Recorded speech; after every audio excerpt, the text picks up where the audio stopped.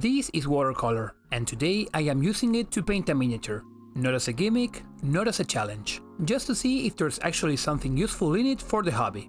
And while my first steps were a bit sloppy, stick around, because by the end I found a way to use them that will probably surprise you. But where do we begin?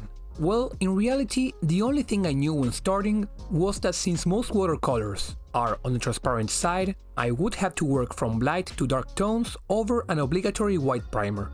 I also knew that a little paint goes a long way when diluted with water. So for this first layer of yellow, I just played around with the dilution and got a feel for the coverage and opacity, which, when working on a normal canvas, is something you can take a bit more time exploring, but when working on a 3D object, not so much.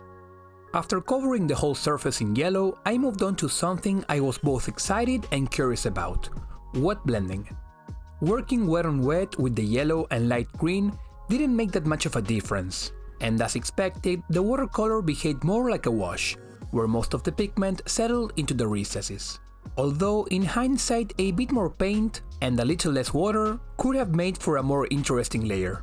But as I moved on to a darker green, this time over a dry surface, I had much more control over where I placed the paint, and the overall coverage was far more impactful. These paint tubes do have a mark that indicates their transparency.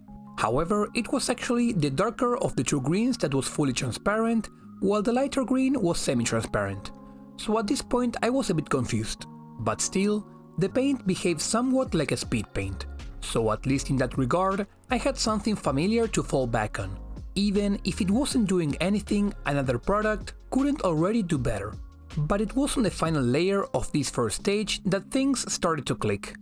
After drying the surface with a blow dryer, I mixed in a pinch of black with a desaturated green, and, in a more controlled manner, painted a line along the middle of the previous layer, making sure to have some of the brighter green visible on the sides. This was then dried, and as you can see, no paint comes off even when I touch it. However, after wetting my brush, the water does reactivate the paint, and allows me to blend those layers directly on the model.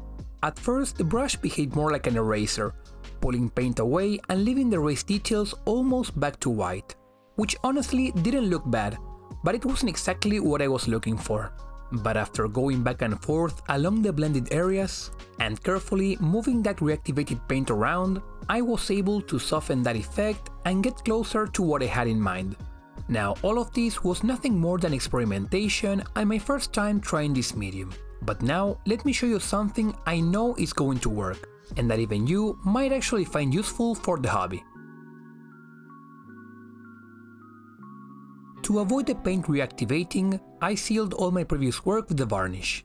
But remember that had I done the base coat with acrylics, the varnishing would not be required. Now, mixing in some black and dark green, I created a wash, which I applied over the entire surface. And as you can see, as a wash this medium works wonderfully. The more water you add, the less staining you get on the raised details. And in terms of cost per use, this is definitely more economical than your typical hobby brand wash.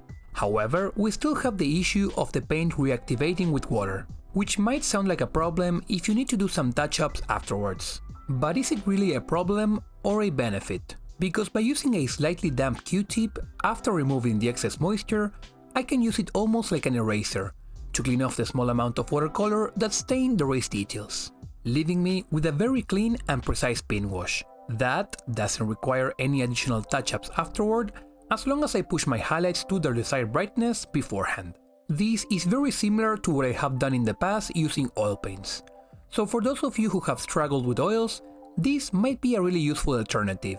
It is less messy and doesn't require the use of solvents. But does this mean it is going to replace oil paints from my workflow? Well, no. This video was simply me having some fun and experimenting with a new medium, and seeing if there was something useful in it that could support my painting process. And even though this was my first attempt, I would consider the initial base coating and wet blending a failure, but the pin washing stage a complete success.